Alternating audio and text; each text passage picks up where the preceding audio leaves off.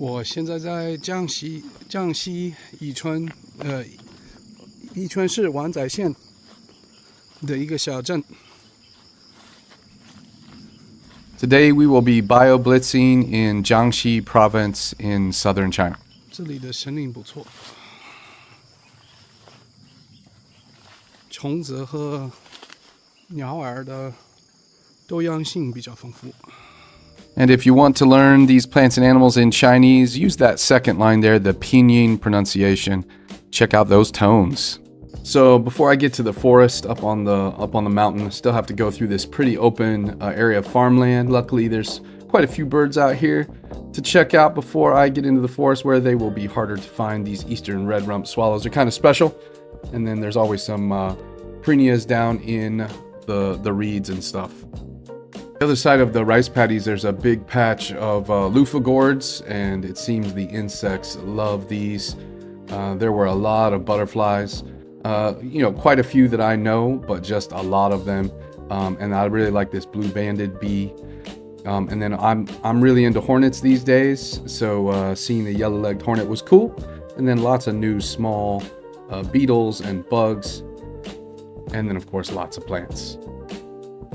Just like everywhere, China also has to deal with invasives like these beggar sticks from actually North America.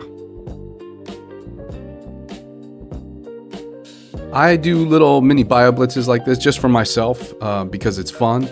I love photography as well, so the chance to get a really great photo of even a very regular plant or animal, even if it's invasive. But then also I might find things that actually few people have ever seen, and I'm always hoping for that. And I just love to see as much as I can, whether it's plants, animals, fungus, even some algae.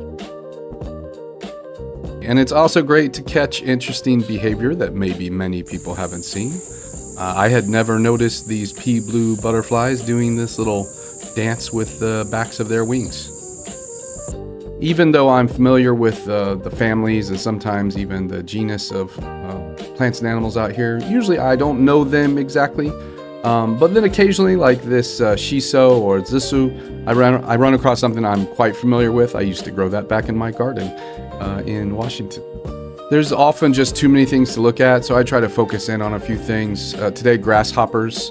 I already mentioned hornets, and I'm always looking for spiders. They look really cool, and there's a lot of them. And then dragonflies and damselflies. There will be a few other things as well. I was trying to get up this area pretty quick. This is the slope heading up to the forest, and it was already getting really hot, but I paused for a bit to kind of peek around under the leaves, and I found this little weevil, and right before my eyes, he decided to put on a little tiny show, and I was able to catch him about to fly off with those actual wings up and out.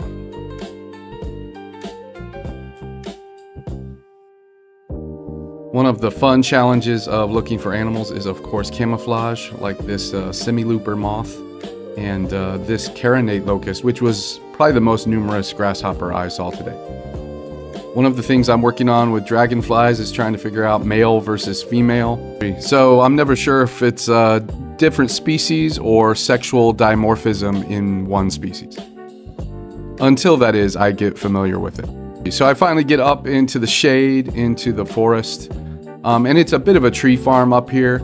There's most of these plants I don't know, and so I'm just trying to record them. I think I'm starting to get pretty good with the ferns, but of course the young ferns and the older mature ferns look quite different.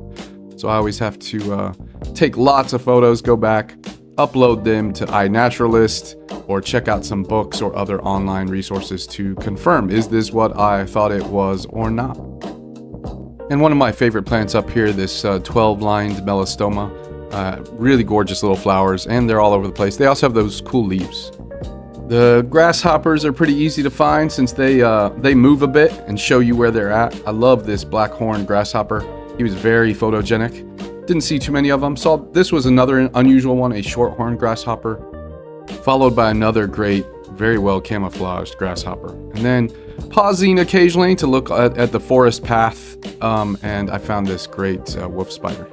So around this time, I came to the end of this forest road and there wasn't really anywhere else for me to go, but I didn't want to head back, so I started going through the brush up the hill and ran into this guy who I knew I had never seen before.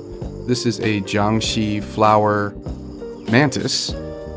He was giving me the looks as I was walking around him a bit.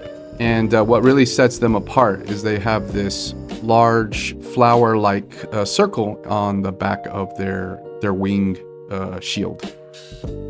It was getting pretty hot, around 90, so I headed back down, and then I came up in the afternoon again.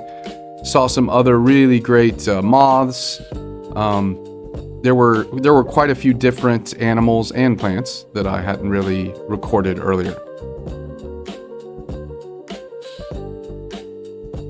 And although I love chasing the beautiful and charismatic critters like butterflies, sometimes it's just the plants or the seeds on the ground like this chestnut. And then of course China fir is a really interesting plant. It's very spiky. And then noticing the things that are similar to what I have back home, like this sumac or these Oriental Blechnums fern, which I actually have growing in my yard in Washington. And we can't forget the small things like this moss or, of course, fungus. And there were some interesting ones today, like this conifer mazegill, this gorgeous cinnabar bracket, as well as this neon yellow jelly fungus. And just as I was heading down the mountain, I finally got to see a critter I was looking for all day, a jewel-winged damselfly.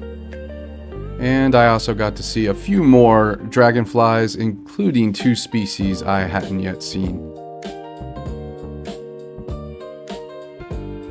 And once I got out in the sun, I tried not to stop for too much, but a few birds did catch my eye. I had to get this bulbul, as well as the collared finchbill, which is one of my favorites up here.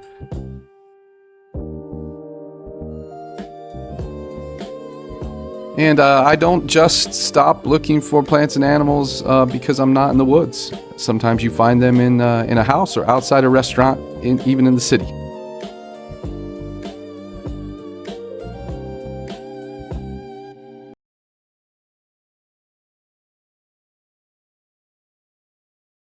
Two of my favorites for the day were this jumping spider and this very large huntsman that I found late at night in the house.